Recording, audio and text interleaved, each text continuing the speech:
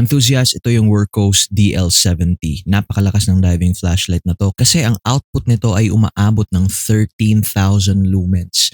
Napakalakas yan para sa isang flashlight. Yung runtime nito ranges from 1 hour to 18 hours. Tara, isa-isahin natin yung specs nito, but what you get out of the box is syempre yung flashlight itself. You get a user manual, you get a dual bay charger for the batteries, and you got a USB-C to USB-A na cable. Syempre, wag natin kalimutan yung tali niya. Down to the specs guys, yung emitter nito ay 4 na Cree XHP50. Tapos yung driver pa nito is buck driver na. So buck drivers usually are very good in high output performance. Gumagamit ito ng dalawang 26650 na lithium-ion battery, 5,000 mAh each, so meron kang total of 10,000 mAh.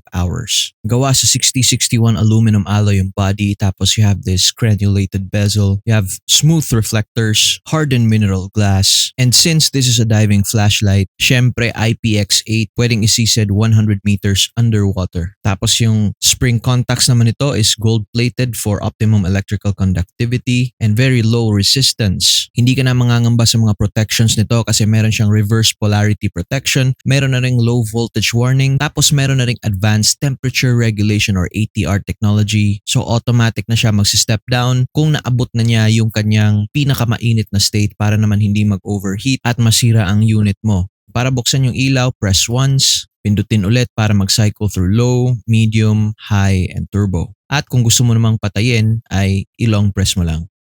At meron na rin tong memory function, tinatandaan niya yung last na setting na ginamit mo para pagbukas mo uli, yun pa rin yung setting na mabubuksan mo.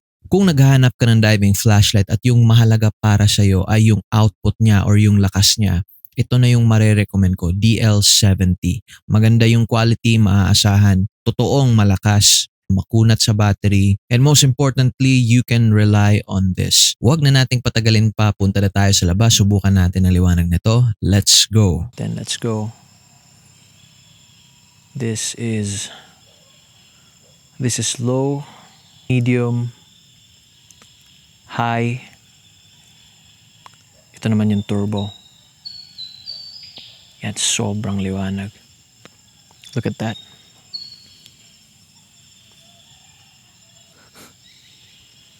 It's crazy bright.